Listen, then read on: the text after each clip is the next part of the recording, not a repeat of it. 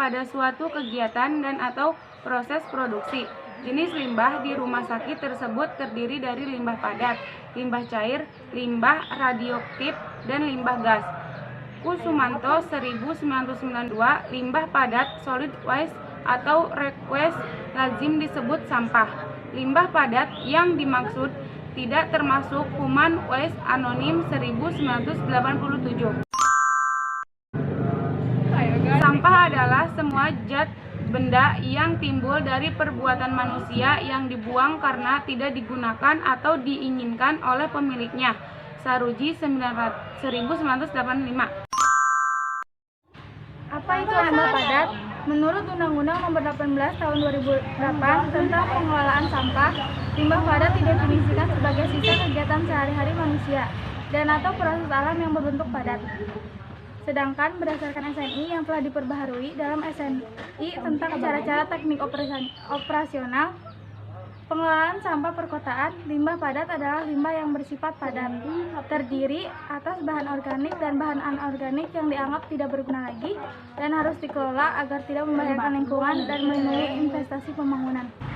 Kemudian berdasarkan pada istilah lingkungan untuk manajemen Ecolink 1996, limbah padat merupakan suatu bahan yang terbuang atau dibuang dari sumber hasil aktivitas manusia maupun proses alam yang belum memiliki nilai ekonomis.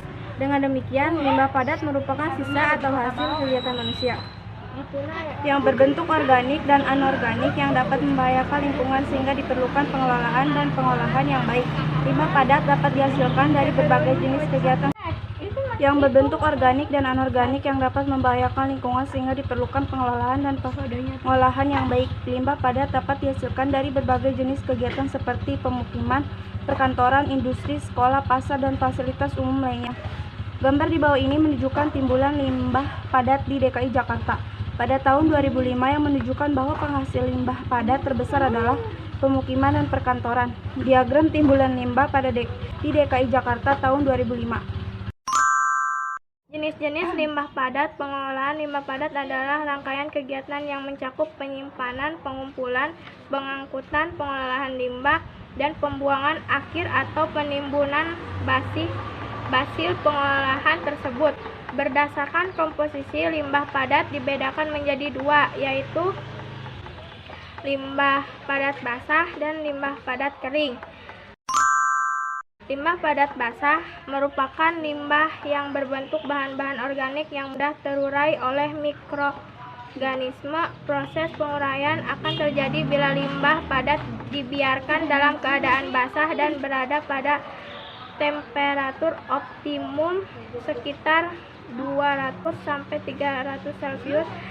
Pada umum, limbah padat basah dimanfaatkan sebagai kompos. Contoh dari limbah padat yaitu sisa makanan, sayuran, kulit buah lunak. Limbah padat kering. Limbah padat kering merupakan limbah padat yang berbentuk bahan organik dan anorganik. Limbah padat kering dapat dimanfaatkan kembali menjadi produk lain yang bermanfaat. Contoh dari limbah padat kering yaitu kertas, plastik, wadah pembungkus makanan atau minuman, kaleng kayu, logam, dan gelas atau kaca.